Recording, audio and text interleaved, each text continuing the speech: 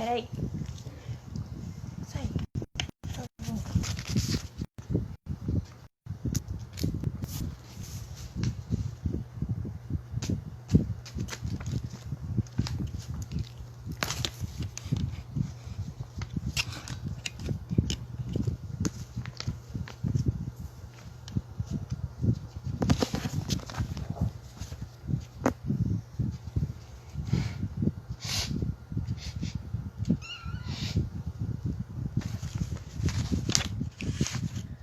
Boa tarde, pessoal.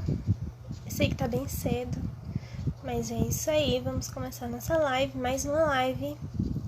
Apareçam. O que eu escrevi?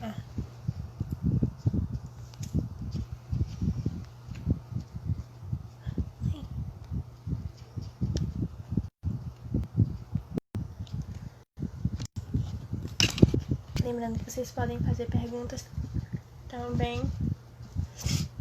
Ai, eu tava beijando um gato e agora eu tô assim. Vou chamar a nossa convidada aqui pra gente já começando.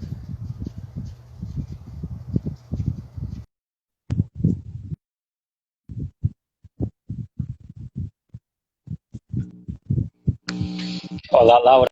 Boa tarde. Boa tarde, tudo bom? Como vai a senhora? Eu vou bem, e você? Tudo tranquilo. O som está bom aí? A imagem, tudo tranquilo? Pra mim tá ótimo. Se puder abaixar um pouquinho Pronto, seu melhorou? tripé. Aí, pronto, melhorou. Ótimo. Tá ótimo. Já já a gente começa a live, esperar o pessoal entrar mais um pouquinho. E desculpa se apareceu um gato aqui do nada, que nós temos uma pessoa intrusa aqui. Pessoa não, mini gatinho. Mas e aí, como é que tá a sua quarentena? Tá tudo tranquilo. Tá ótima a quarentena, tudo em paz, tudo perfeito, todo mundo bonito e agradável. A quarentena está ótima. Ah, que bom. Estou com saudade, vou visitá-lo qualquer dia. Ah, venha, apareça. Pode Já aparecer por pode, aqui. né? Faça de conta que a casa é sua. Vou fingir que a casa é minha, pode deixar. Isso. Gente, boa tarde.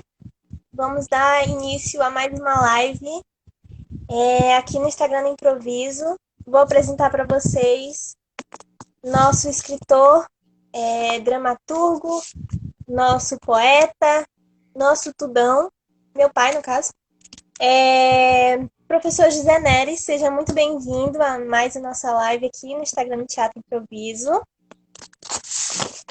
Obrigado. apresentar você aqui com a pesquinha. Bom, ele é graduado em Letras, Português e Espanhol pela UFMA, está graduando História pela Uninter, é mestre em Educação na Universidade Federal de Brasília, doutor em Meio Ambiente e Desenvolvimento Regional pela... Eu esqueci o nome da universidade, mas é em Mato Grosso do Sul. Uniderp. Uniderp. Autor de 25 livros, entre eles Mulher de Potifar, Deus e o Diabo em Terra Sem Lei e O Último Desejo de Catirina, que são os livros que são peças de teatro. É membro da Academia Maranhense de Letras, da Sobrames, que é Sociedade Brasileira de Médicos e Escritores, e pela Academia Itapecuruense de Ciência, Literatura e Artes. Sejam muito bem-vindos. Obrigado. Antes de começar nossa entrevista, eu gostaria de ler um texto seu, posso? Pode, fique à vontade. Vamos lá. Preparei aqui um texto de um dos livros dele, 50 Pequenas Traições. Proibido para Texto menores. que eu acho proibido para menores, por favor, não deem para crianças de vocês de 10 anos lerem, na escola de preferência. E eu escolhi um pequeno texto para a gente iniciar. Menino, te aquieta, pelo amor de Deus. Para a gente iniciar a nossa entrevista hoje. Se chama Surpresa. Se só ao anunciar sorridente para toda a família que estava grávida, descobriu que a intervenção cirúrgica a que o marido se submetera há um ano Enquanto ela viajava com o patrão a negócio, não foi para tirar um cálculo renal, mas sim uma vasectomia. É. E é com esse texto que a gente começa a nossa entrevista. Vamos lá. Pai, Oi. a quem está a uma parede de mim. O processo da escrita de um texto teatral, ele é diferente. Como é que ele se caracteriza? Bem, na verdade, todo tipo de texto tem suas peculiaridades. Um texto voltado para o teatro também tem as suas. Mesmo porque nós temos que lembrar que quando nós falamos em teatro, nós temos uma palavra que apresenta múltiplos sentidos. Teatro pode ser o texto, teatro pode ser o prédio, teatro pode ser a representação. Existe até aquela visão de falar de teatro de forma pejorativa, quando alguém diz para o outro, você está fazendo teatro para tentar aparecer. Então, toda vez que nós vamos descrever algo, nós devemos pensar, de alguma maneira, em um certo público que irá ler. E no teatro, nós temos que fazer a escrita de tal modo que o leitor consiga visualizar a cena e também que facilitemos para os diretores, encenadores, cenógrafos e para os atores. Só que na hora que se está escrevendo uma peça teatral, nem sempre se pensa muito nisso, e aí entra o trabalho de quem vai fazer a direção, quem vai fazer a montagem do texto, que é tirar aqueles textos, às vezes, enormes, aqueles textos que ficariam difíceis de serem decorados e serem articulados, e colocarem de maneira um pouco mais suavizada para que o público possa compreender melhor a peça. Porque nem sempre o autor da peça teatral, ele é o dono da verdade na hora de encenar. O diretor, ele tem toda a liberdade, inclusive para alterar uma cena ou outra, já que a linguagem dos palcos é uma e a linguagem literária da escrita é outra, e as duas têm que se completar e não entrar em conflito. Mas tem as suas diferenças, sim.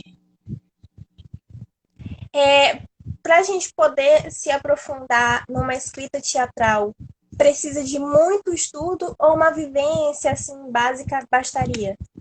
Todos os textos, de qualquer área que seja, precisamos um pouco de estudo, mas temos que lembrar que há as pessoas que escrevem teatro porque têm um certo dom para isso, e tem algumas que se esforçam e estudam, e nesse estudo todas conseguem ganhar uma habilidade.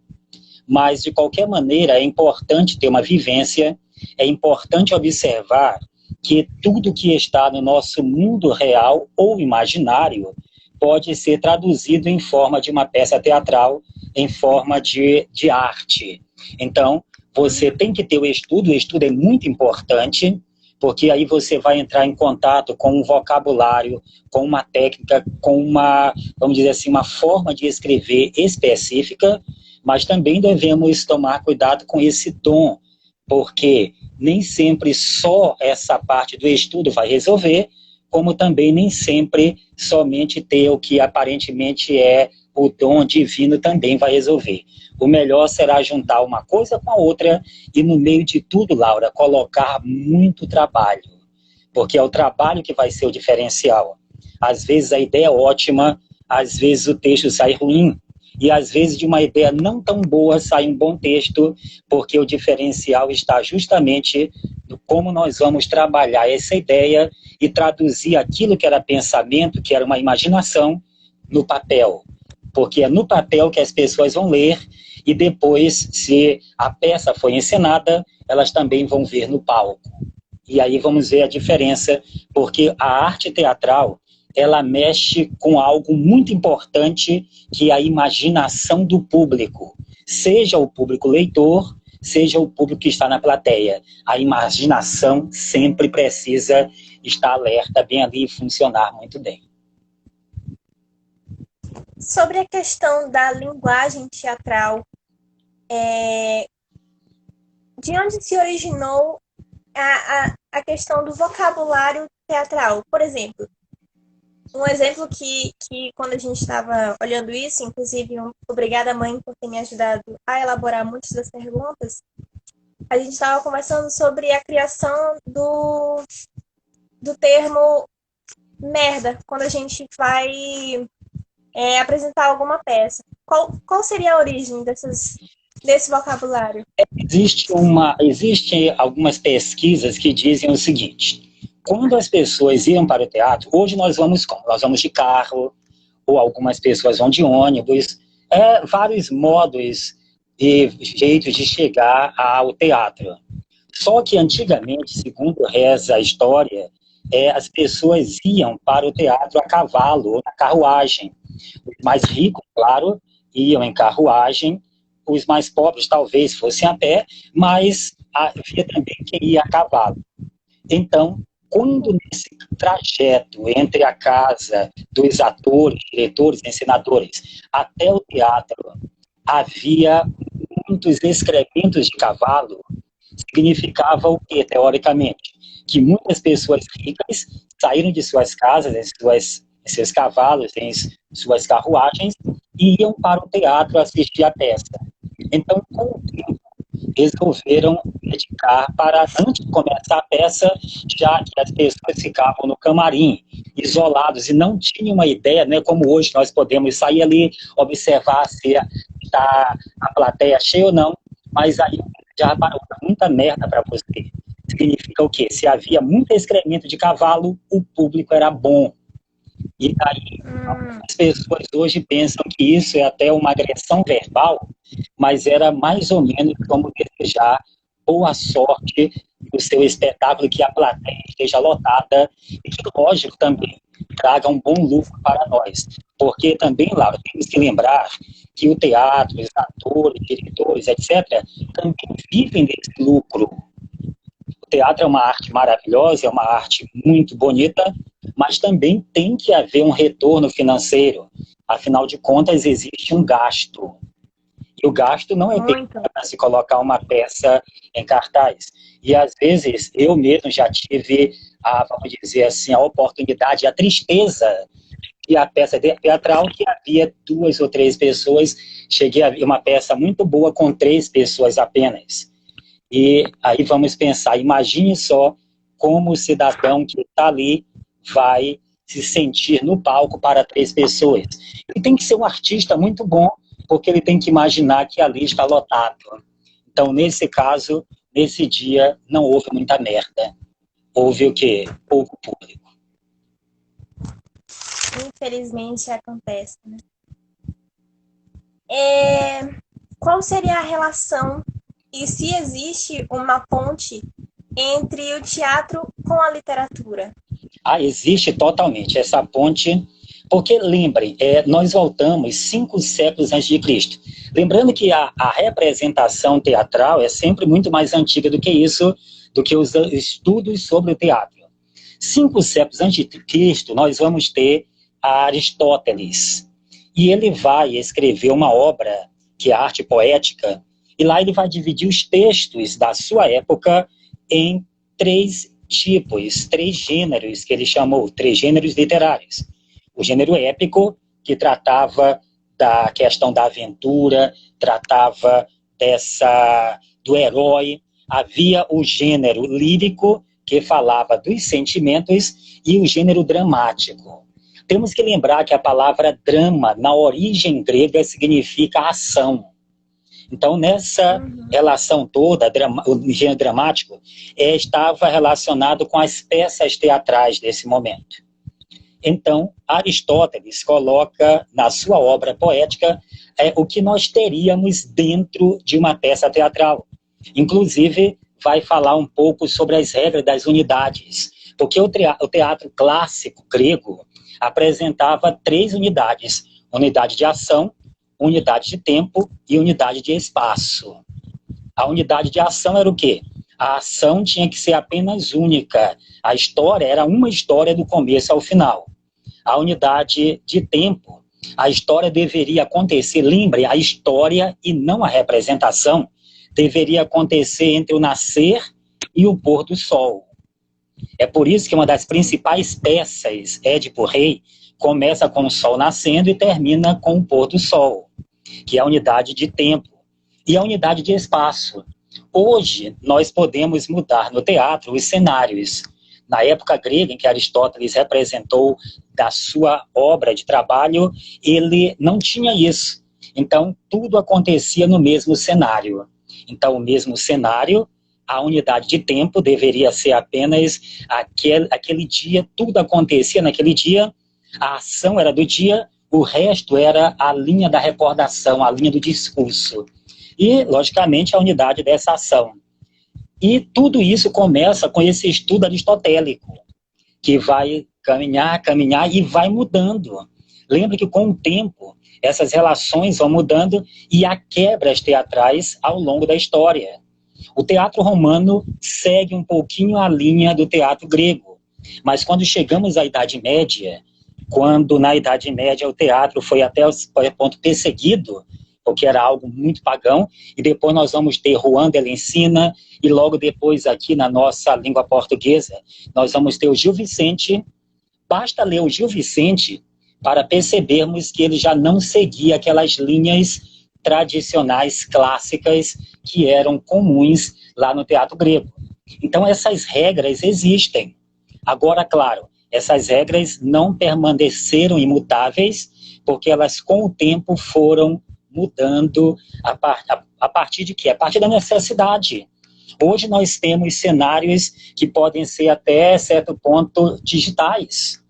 Nós podemos ter mudanças e tal, mas a noção de cena, de ato, foi mudada, embora a nomenclatura continue.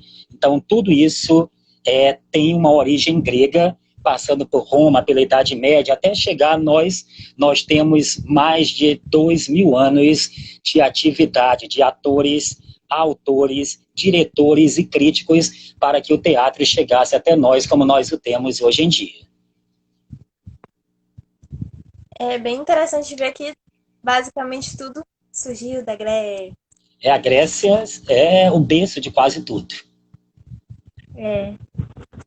Inclusive, depois, pode ser que daqui para frente, se você quiser aceitar o meu convite de agora, falando um pouco sobre teatro grego e o início disso, esteja muito bem convidado, tá? Perfeito. Como é o seu processo de criação de um texto de teatro e se tem alguma diferença com outros textos? Tem, a diferença está principalmente na forma de escrever. Você tem que pensar nos diálogos. E um diálogo tem que estar encadeado com o outro. E, ao mesmo tempo, nós temos que pensar nas didascálias. A didascália, na linguagem teatral mais técnica, é aquelas rubricas, aquelas indicações de cena. Fulano se levantou, foi para o lado direito, ou então fulano senta, fulano sai. Essas didascálias, elas precisam ser extremamente trabalhadas para que nós tenhamos uma visualização daquilo. Diferente de escrever, por exemplo, poema, no qual no poema você coloca uma expressão mais de sentimento, uma expressão mais interna. Diferente de escrever um conto, onde você tem um narrador para ajudar na história, inclusive para fazer a ligação entre o que um personagem diz e outro, e entre o que os personagens pensam e outra. Dentro da linguagem teatral, na escrita, nós não temos a presença de um narrador em si. Então nós precisamos fazer o quê? Precisamos fazer com que a própria personagem consiga, no texto, recordar, lembrar, falar e conduzir a outra personagem. Então, nessa condução da personagem o tempo todo, às vezes se torna difícil, porque você precisa trabalhar essa história de tal modo que haja uma inter-relação na escrita e também essa inter-relação na hora que ela foi encenada. Porque nem toda peça teatral escrita vai para o palco. Então, a criação escrita é uma criação praticamente solitária.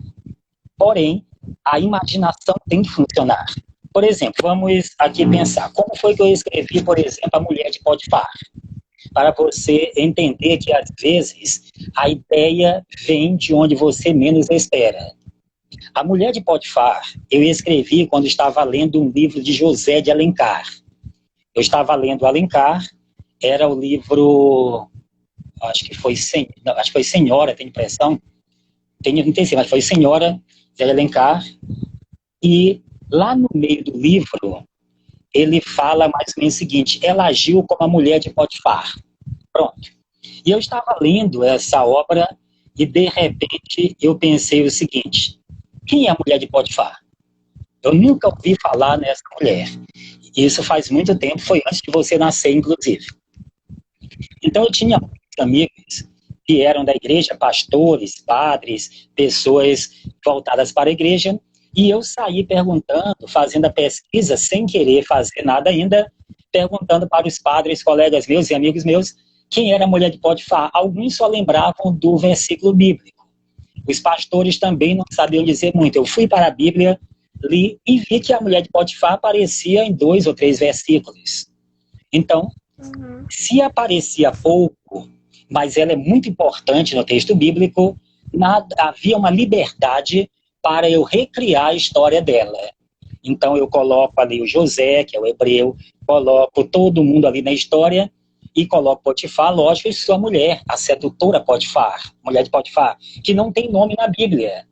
E para compor esse cenário, nós damos um nome para ela, damos nomes para os outros criados, mantemos a história de José, aquela coisa toda aquela história do sonho de José, tudo isso, e encaixa tudo isso para conseguir fazer a mulher de Potifar. Então, basicamente, nós temos um trabalho de pesquisa. O outro que você já citou, Deus e o Diabo na Terra Sem Lei, que claramente o título foi tirado do Glauber Rocha, Deus e o Diabo, aquela coisa toda, Glauber Rocha. Então, eu peguei e imaginei a cena. Como é a cena? É muito mais fácil de representar do que a mulher de Potifar. Em Deus e o Diabo na Terra Sem Lei, nós temos 2 personagens, e nesse texto, qualquer pessoa que leia vai perceber a presença de um Gil Vicente, a presença de um Juan de Licina e a presença, logicamente, de um Ariano Suassuna, porque estão claros no texto isso. Então, são 2 pessoas conversando e as pessoas vão passando. Passa um padre, por exemplo, e esse padre passa e as pessoas, o diabo e o anjo, vão falar sobre o padre. E o diabo vai mostrar para o anjo que o anjo não sabe nada sobre o padre, porque o padre é pedófilo, o padre é safado, o padre é tudo isso. Acontece o mesmo com pastor, acontece com político. Então vamos compondo essa história. E esse texto foi publicado em 2002, mas foi escrito cerca de 8 anos antes. E se você ler hoje, ele está totalmente atual, porque a questão da construção é isso, tentar o máximo possível fazer com que a peça se torne atemporal, embora isso seja também difícil. Inclusive, um sonho da minha vida seria montar o Deus e o Diabo na Terra Sem Lei. Inclusive, deixa eu fazer uma pergunta fora do roteiro. Para as pessoas que estão aí interessadas em ler o seu livro e nesse período de pandemia, evitar estar saindo de casa desnecessariamente, aonde encontrar os seus livros na internet? Eu tenho, tem um site meu, joseneres.com, não precisa colocar o www, você botar nada, é só joseneres.com, e é um site que tem várias abas, e lá tem uma abinha chamada assim, livros em PDF. Ali tem vários artigos meus científicos, tem vários e-books que eu faço, às vezes, de artigo científico, como algumas revistas acabam saindo de linha e acabam fechando, eu coloco lá para quem quiser pesquisar. E tem também vários livros, entre eles A Mulher de Potifar, está lá para baixar gratuitamente. Temos A Mulher de Potifar, temos Lousa Rabiscada, temos Negra Rosa, que embora seja poema, Negra Rosa é extremamente teatral, mas é em forma de poema. Mas se quiserem representar, inclusive tentaram representar um tempo, não deu certo, por outras razões. E há outros livros lá que a pessoa pode baixar. É só lembrar, joseneres.com, e lá na aba Livros em PDF tem muitos trabalhos, inclusive tem o seu livro que está bem aqui, também está disponível lá para quem quiser baixá-lo, ler, tudo grátis. Por quê, Laura? As pessoas reclamam muito que livro é caro. Livro pode ser caro. Então, os meus trabalhos quase todos ficam disponibilizados de graça e quem quiser ler não tem essa desculpa de dizer que está caro.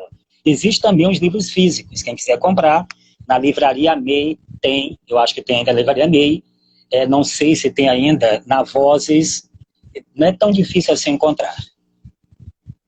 Inclusive, um recadinho, o site da MEI funciona, quem quiser comprar online, para livro físico online, delivery, eles fazem delivery, só comprar através do site da MEI, que tem no link do Instagram deles. Isso. Sobre o seu link do seu site, eu vou deixar na legenda. Perfeito. Se quiser, quando terminar a live. De onde surgiu, vou voltar aqui, de onde surgiu a ideia dos seus textos de teatro, sendo que um é completamente diferente, uma temática diferente da outra? Bem, a ideia ela vem de todos os lugares. Todo mundo que escreve funciona mais ou menos como uma antena parabólica. Você gira para um lado, ela pega um canal, liga para outro, capaz de pegar outro totalmente diferente. E aí, como eu já disse, a Mulher de Potifar vem da questão bíblica, embora nasça, na verdade, de Alencar. O livro de Alencar foi Lucila. Acabei de lembrar, foi Lucila de Alencar que eu estava lendo. Deus e o Diabo na Terra Sem Lei já vem de assistir, por exemplo, esses programas de humor. Esses programas como A Praça é Nossa, aqueles programas são praticamente imutáveis. Você perdeu uma semana, pode assistir 2 meses depois que a piada é a mesma. Mas aquela ideia do banquinho ali, os transeuntes passando, é uma ideia fantástica. E já o outro, que é o Último Desejo de Catirina, que também vocês podem encontrar lá no site, tanto o texto quanto o vídeo da representação que foi feita pelos meninos do Sintra, já vem de uma outra ideia. O que nós falamos sobre Catirina? Todo mês de junho, a partir de maio, na verdade, aqui no Maranhão, nós falamos do Bumba Meu Boi, esse espetáculo maravilhoso que é um alto, é uma representação teatral. O Bumba Meu Boi nada mais é do que uma representação teatral popular feita de maneira brilhante, com as suas personagens, indumentárias e todo um ritual. E nós sabemos que o sonho de Catirina era comer a língua do boi. Inclusive tem músicas sobre isso, peças. Mas aí eu pensei o seguinte, como tem ritual, nós temos Catirina de Cagrada, tem a criança, tudo isso. E aí veio a ideia, por que não dar um pouco de desejo para a Catirina? E aí Catirina começou a ter um sonho diferente. O sonho de Catirina agora não era mais comer a língua do boi. O sonho de Catirina agora é ter um pedaço de terra. E algumas coisas que são discutidas, essa questão da reforma agrária, discutida lá em Deus e o Diabo na Terra do Sol, aparecem aqui agora com o pai Francisco, Catirina e o Chiquinho, que é o filho. E nessa peça, Catirina agora deseja não mais a língua do boi, deseja ter um pedaço de terra. E nós sabemos, quando nós falamos em terra, fica muito mais difícil, porque aí aparece também o dono da terra e essa busca de recuperar aquilo que legalmente pode ser seu, mas talvez moralmente não seja. E aí essa peça teatral ganha um outro viés, essa luta pela posse da terra. De um lado nós temos os poceiros, os grileiros, aqueles homens que estão grilando a terra, e nós temos os trabalhadores que precisariam da terra para trabalhar, mas não a têm. E aí ficou bem interessante a peça, e a peça é toda em verso, toda em forma de poema. Sim. Como Negra Rosa, né? Mas Negra Rosa nasceu mais como poema do que como teatro. E essa nasce como teatro, mas tem essa aura de texto literário de poemas. Inclusive, eu até tatuei Negra Rosa no braço. Isso. Como foi ver Pra quem não sabe, né? Deixa eu formular melhor. Pra quem não sabe, esse ano, Começo do ano, acho foi? que foi Antes da começo pandemia. do ano, isso, no começo, antes da pandemia, o terceiro ano do Colégio Sintra fez a montagem do texto. Eu ia falar Negra Rosa, calma. O Último Desejo de Catirina. E foi incrível, foi uma adaptação memorável. Qual foi a sensação para você ver aqueles meninos com tanto talento transformar um texto seu em uma peça de teatro? Uma montagem que eles fizeram foi extremamente profissional. Embora sejam garotos e garotas estudantes, percebíamos ali um desejo muito grande, inclusive foram inteligentíssimos e tem transmitido sempre aquele abraço para eles, embora eu não os conheça, eu conheci só naquele dia, mas eles conseguiram, por exemplo, como tem partes do texto que são muito longas, que dariam muito trabalho, o que eles fizeram? Eles colocaram 4 atores representando o pai Francisco, cada um seu trejeito, seus caracteres, e aí ficou bom para eles, porque além de mostrar metaforicamente essa questão do homem que se multiplica, que da mesma forma que são os franciscos, são muito severinos, porque esse texto também foi inspirado lá do João Cabral de Melo Neto, somos muito severinos, iguais em tudo na Bíblia, mesma cabeça grande e tal, aquela ideia toda. E aqui é o Francisco.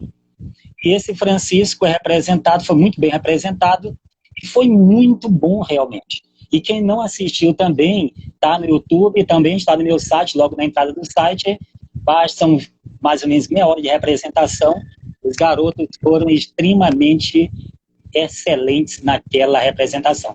E para mim foi uma surpresa muito grande. E eu, Laura, sinceramente esperava algo menos profissional. Esperava algo assim mais simples. Mas eles foram muito além da expectativa de qualquer pessoa. Estão de parabéns.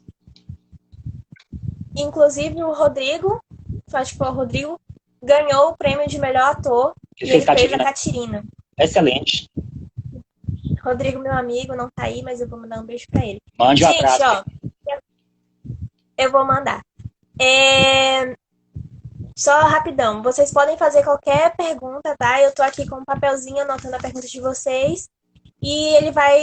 Eu vou introduzindo as perguntas no decorrer da entrevista. Mas antes, vou ler mais um texto de 50 Pequenas Traições, que se chama Vergonha na Cara, enquanto nosso convidado aí bebe mais.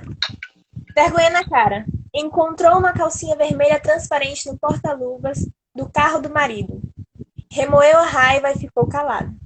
Lavou bem a peça e guardou-a. Uma noite, pôs a calcinha e esperou o marido na cama. Ele, com cara de nojo, mandou que ela tomasse vergonha na cara. Aquilo não era um veste de uma mulher séria. Bateu a porta e saiu para beber com os amigos. Muito bem.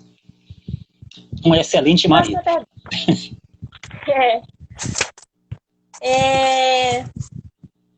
Existe falta de textos teatrais publicados nessa década? Não. Agora, eu vou dizer, existe falta de leitores. Nós temos, por exemplo, só aqui no Maranhão, nós temos grandes teatrólogos. Nós temos um Tasso Borralho, nós perdemos recentemente o Aldo Leite, nós temos Lenita Estrela de Sá, que fez uma das melhores peças, que é a Ana do Maranhão. Nós temos a Julenilha, que fez ou está publicando peças por aí. Nós temos o Igor Nascimento, que também tem grande talento, trabalha muito a questão teatral. Então, nós temos muitas peças teatrais. Agora, claro, há uma preferência pelos textos mais clássicos.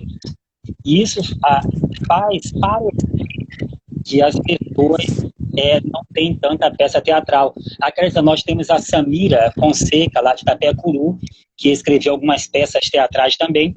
Tivemos há muitas e muitas décadas a Mariana Luz, que além de grande poetisa também fez vários esquetes teatrais. Então, não faltam textos em teatro. Agora, faltam leitores. Por quê? Aí vamos pensar, Laura, a escola não nos prepara para ler textos teatrais. Todos nós aqui passamos pela escola e nós sabemos que talvez o último texto que nós tenhamos contato é o texto teatral. A escola leva para nós poemas, ótimo, contos, romances ou fragmentos de romances, nos leva crônicas, nos leva notícia de jornal, quadrinhos, letra de música, etc. Mas raramente a escola traz para os seus alunos texto teatral. Como isso se torna uma raridade, o aluno fica praticamente acreditando, primeiro, que teatro é coisa de uma elite. Porque a primeira ideia que se tem é que teatro é aquele prédio bonito, no nosso caso aqui, aquele belíssimo prédio do Arthur Azevedo, com aquela luminária impressionante. Pensa que teatro é só isso, é um lugar elitizado, com ingresso muito caro e que praticamente elimina grande parte da população.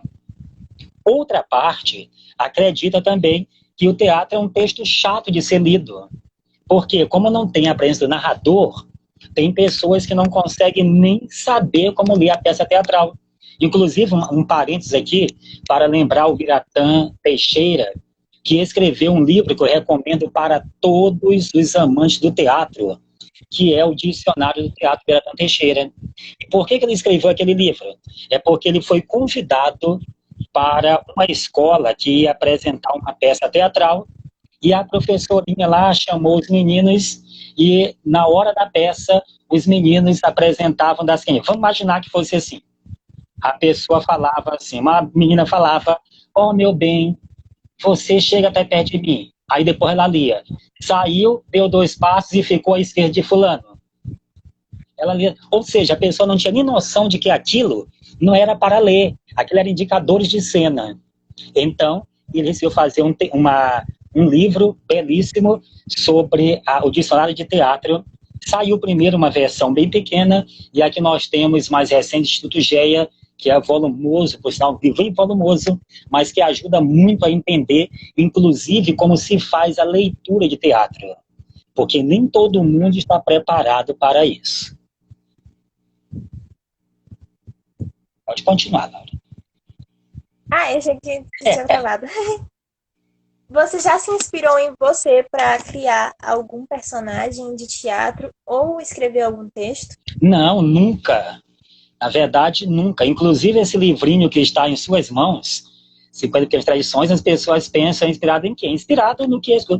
Esse livro, por exemplo, só tem uma história que foi verdadeira, e lógico que não foi comigo. Só tem uma história contada por um aluno. O resto foi tudo imaginação. E esse livro foi escrito enquanto eu estava em banca de monografia. Acho que eu vi o Márcio por aí. O Márcio, foi na época do Márcio, aluno, na época das bancas de monografia, e a banca, eu ficava escrevendo as historinhas, e eu falei, vamos chegar a 50 histórias, chegamos a 50 histórias, estão aí. Então, não me inspire em mim. Agora, eu já tive a chance de ser personagem de livros. Tem um livro do Valdemiro Viana que eu sou personagem, que para mim é uma honra ser personagem de um livro lá que eu apareço na história, e vez ou outra, um colega nosso coloca a mim como personagem de um livro. Aí é muito interessante, mas eu mesmo não. Eu prefiro criar a história mesmo para deixar claro que tudo ali não passa de ficção. Inclusive, falando no Márcio Alessandro, o professor Márcio Alessandro, ele fez uma pergunta muito interessante. Como evitar a influência literária na hora de transformar, por exemplo, um conto para um texto teatral? É uma pergunta, tá? Eu esqueci o ponto. Deve seguir passo a passo para transformar a obra em teatro? Boa pergunta, mas na verdade, de influência ninguém se livra. Por isso que é influência. Nós estamos sempre sendo influenciados por alguém. Agora, na hora que nós pegamos um conto, vamos imaginar um conto meu também da internet, que eu gosto desse conto, eu acho que foi um dos melhores que eu escrevi, que é o conto chamado O Brinde. O Brinde é uma história, quem nunca leu, aconselho, e quem for preguiçoso e não quiser ler, tem na internet, narrado por mim, inclusive. Agora, eu leio o Brinde. O Brinde tem o quê? Tem 30, 20 linhas. Eu preciso fazer uma peça de teatro que dure aproximadamente meia hora, 40 minutos. Então, se eu for seguir passo a passo na hora de aversão, que aí são versões, não vai dar muita coisa. Então, eu preciso enxertar informações, colocar mais personagens, ou tirar, dependendo do caso. Preciso alterar a linguagem, preciso tecer alguns outros cenários para que o conto, que é um texto, seja até algo parecido com a peça teatral. Mas a peça teatral é outro texto, traz uma outra linguagem e os dois são totalmente diferentes. Tanto que nem sempre o autor de um texto em prosa ou em verso terá condição de transformar o seu próprio texto numa peça teatral. Às vezes é até melhor passar para outra pessoa.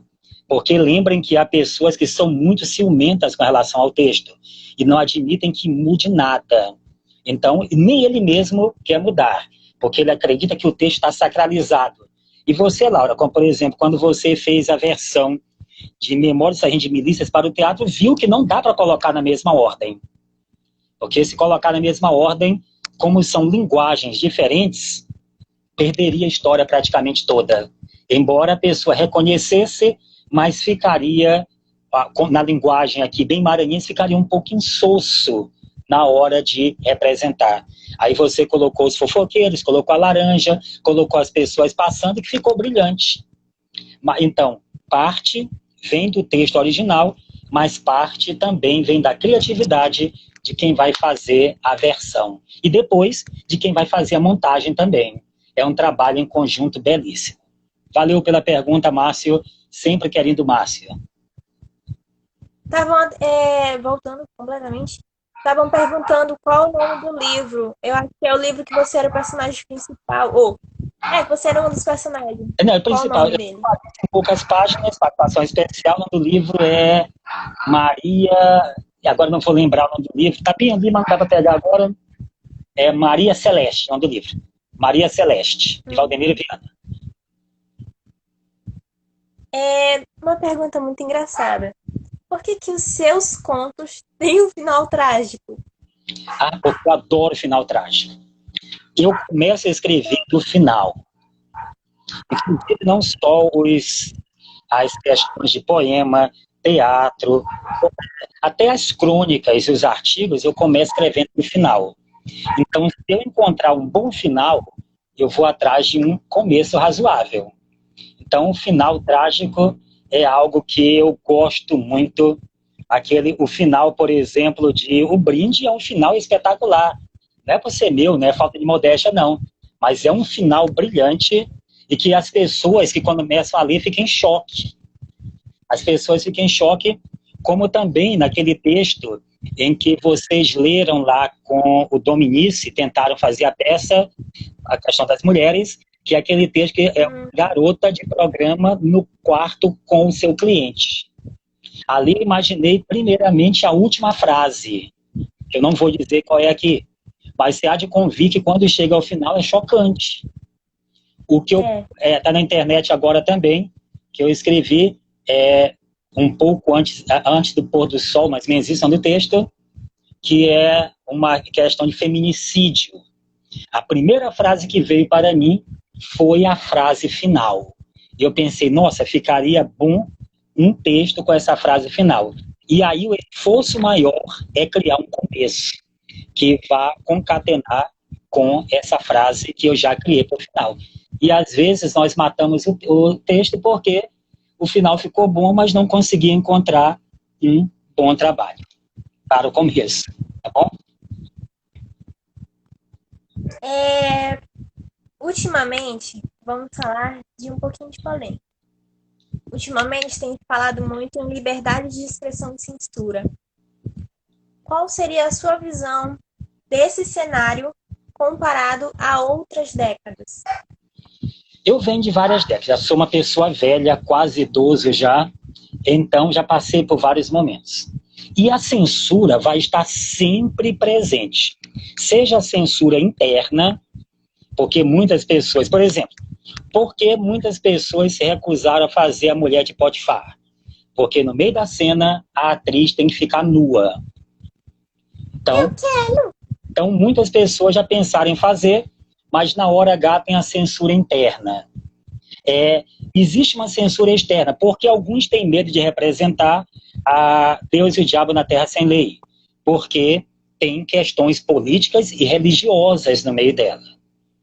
Então, sempre, Laura, vai se encontrar alguém que fique ofendido, mesmo que o texto não seja para ofender ninguém. Quando se escreve, nem sempre tem intenção de ofender uma pessoa, uma classe ou uma situação. Hoje nós estamos numa caça às bruxas. Hoje, se você colocar, por exemplo, a música do Luiz Caldas, parece que é uma agressão.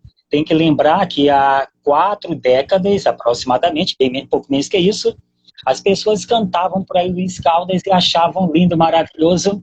Hoje, se tocar numa festa, todo mundo vai achar ofensivo. Hoje, se o Tim Maia voltasse e gravasse Vale Tudo, seria censurado quando falasse só não vale dançar homem com homem, nem mulher com mulher, e acusar o Tim Maia de homofobia. Então, a censura sempre vai existir. Agora, nós temos que pensar, existe uma censura e existe um policiamento ideológico que às vezes fica procurando pelo em ovo. Não tem, que às vezes não tem. E sempre não tem, na verdade. E a pessoa fica procurando. E uma coisa é certa, quando você procura, você vai encontrar alguma coisa. A moda agora, inclusive, é acusar Monteiro Lobato de ser um escritor racista. Todo mundo sabe que Monteiro Lobato era um homem racista. Ele nunca negou isso. E agora, de repente, não mais que de repente, como dizia Vinícius de Moraes, as pessoas estão horrorizadas, estão achando que Monteiro Lobato pode ser uma influência negativa para as crianças. Ora, não foi influência negativa para a minha geração. Eu, quando era gurizinho, quando eu tinha uns 7, 8 anos, talvez menos do que isso, lá no Centro de Ensino número 2, no Gama, em Brasília, nós, um dia da semana, uma quarta-feira como hoje, nesse horário mais ou menos de 5 da tarde, nós íamos para uma sala da escola para assistir ao Sítio do Pica-Pau Amarelo. E eu lembro, minha geração, ninguém ficou ofendido com o fato da tia Anastácia, da dona Benta, nada disso. Nós nos divertíamos e agora estão procurando racismo. Estão procurando racismo. Tem racismo? Tem. Mas não adianta dizer que vai ferir a criança a partir de agora, porque o universo infantil quer se divertir. A criança não está preocupada se o coleguinha é branco, se o coleguinha é negro, se o coleguinha é pobre ou é rico. A criança quer o coleguinha ao seu lado. Quer se divertir. Nós que colocamos na cabeça da gurizada toda essa arquitetura que faz com que depois cresça e nasce, e fica aquela criança já adolescente, depois adulto, cheio de preconceitos, e o pior, procurando preconceito do outro, esquecendo o próprio preconceito que está arraigado nele. Então, sempre vai existir na música, no teatro, em qualquer tipo de arte. Nós sempre teremos o preconceito, e agora o preconceito vem potencializado por uma, vamos dizer, não é um policiamento, é uma carreata ideológica dos dois lados. E aqui não é só esquerda, não é só direita, em tudo quanto é lado, sempre tem os ideólogos. Sim. Antes de acabar, que faltam 10 minutos para acabar, infelizmente, vai ser tão bom. Eu tenho mais uma pergunta, mas antes de acabar, eu quero agradecer você por ter vindo, por ter aceitado, né? Depois de eu ter insistido muito, muito mesmo, pra caramba. Gente, semana que vem tem mais live. Não fazem, né, minha filha? Porque 10 mil reais de cachê não fazem.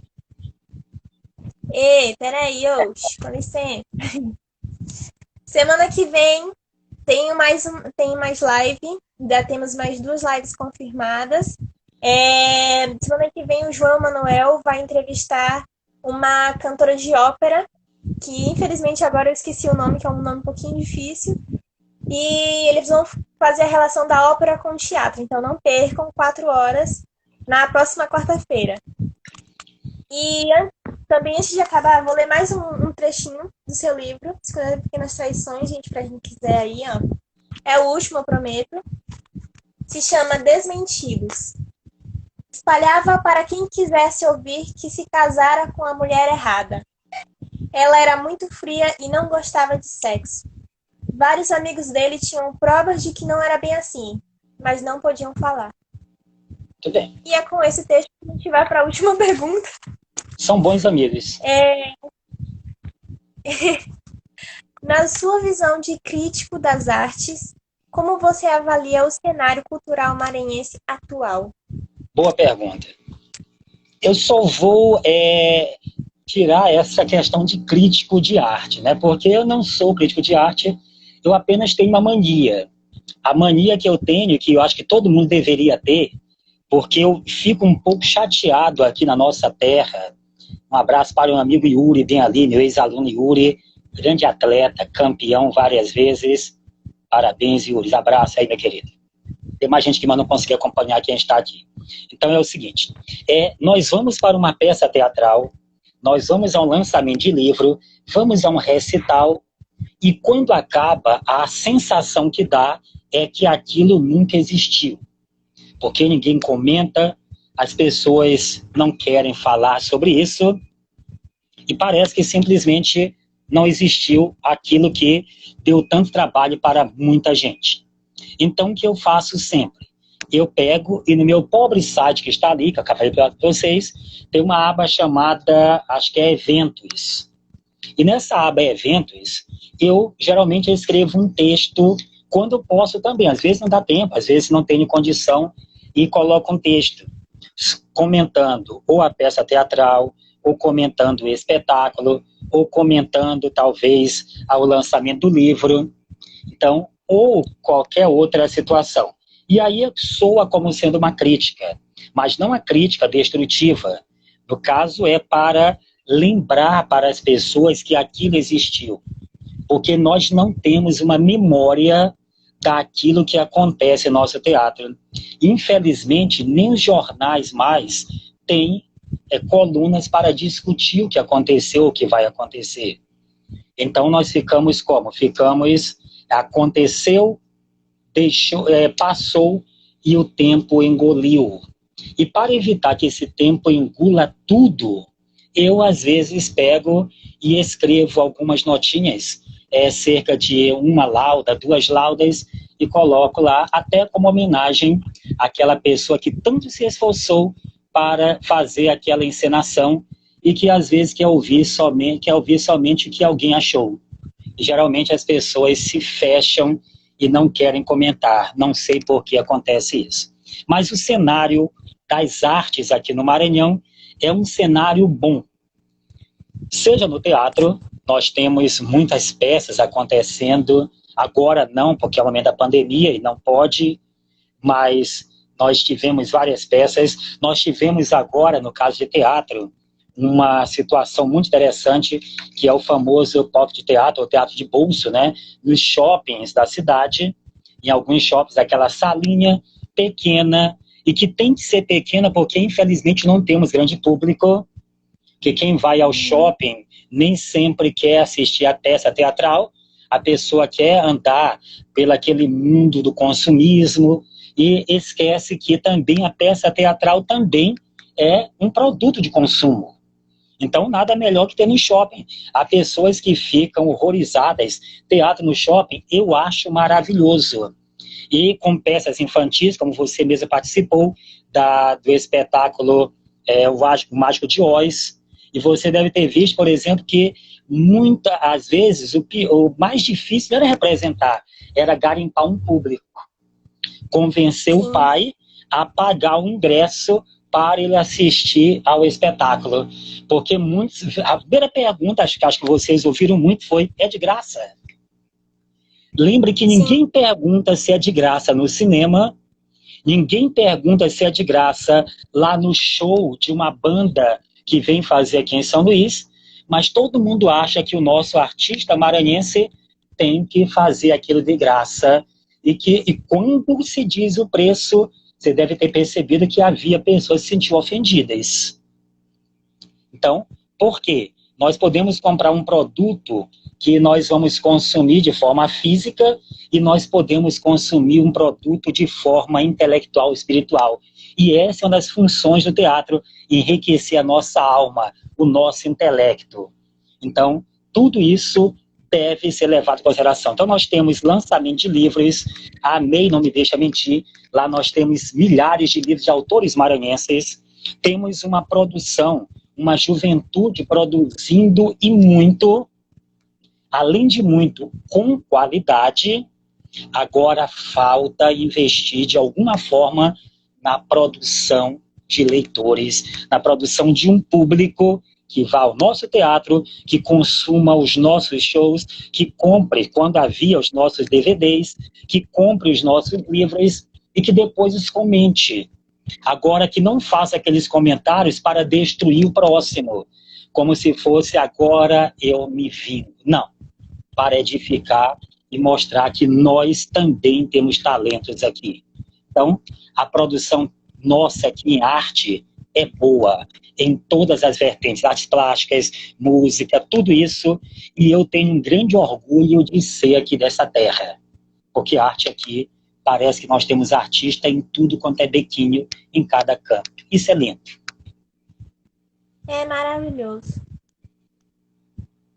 Então, gente, ainda faltam 4 minutinhos para encerrar.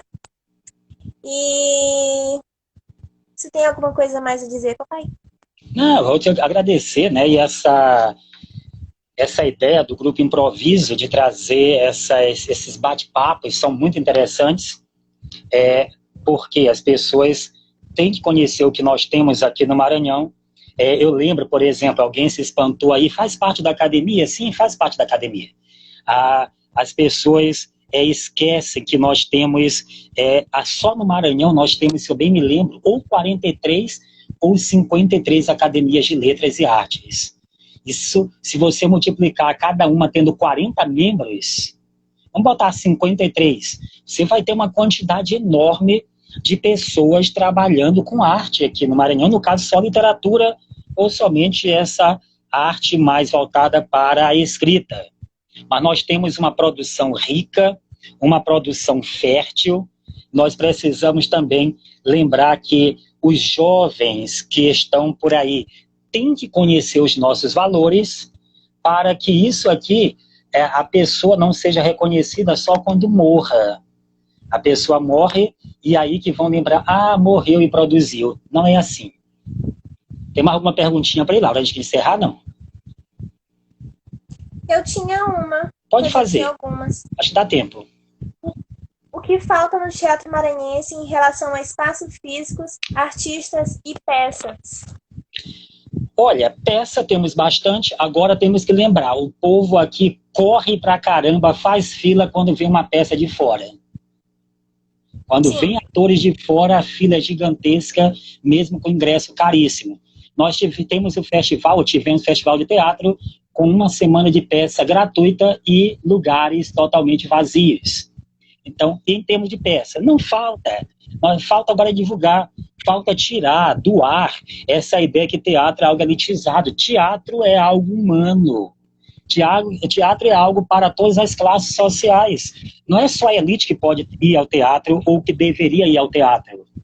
E artistas, nós temos artistas de excelente qualidade. Eu me impressiono muito.